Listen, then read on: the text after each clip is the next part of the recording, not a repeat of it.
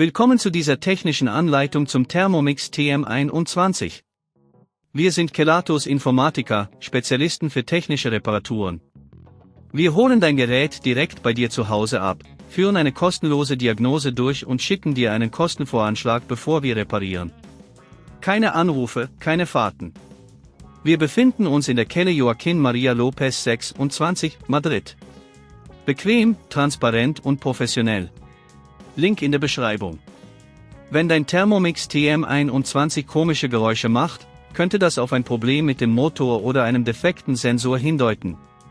Diese Geräusche entstehen oft durch Abnutzung oder fehlende Schmierung.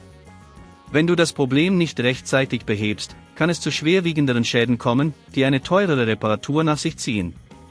Um diese Reparatur durchzuführen, benötigst du einen Kreuzschlitzschraubendreher, eine Zange, einen neuen Temperaturfühler und, falls nötig, etwas Schmiermittel. Zuerst musst du den Thermomix ausschalten und vom Stromnetz trennen, um sicher zu arbeiten. Öffne das Gehäuse vorsichtig, indem du die Schrauben an der Unterseite mit dem Kreuzschlitzschraubendreher löst.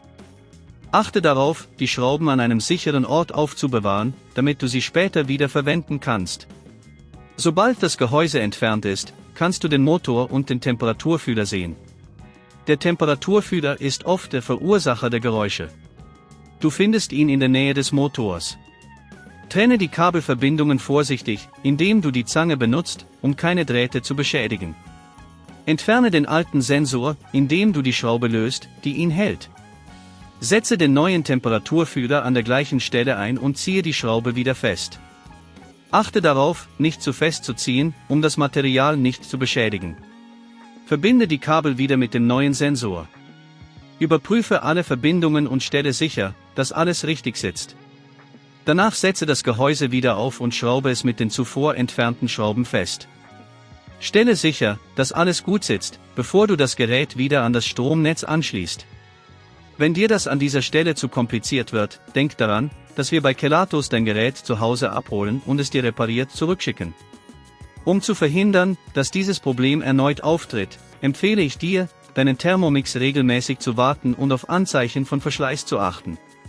Reinige ihn nach jedem Gebrauch gründlich und überprüfe die Kabel und Anschlüsse auf Beschädigungen. Wenn du kein Risiko eingehen willst, bei Kelatos holen wir dein Gerät ab, reparieren es und liefern es dir nach Hause, in der ganzen Schweiz. Link in der Beschreibung.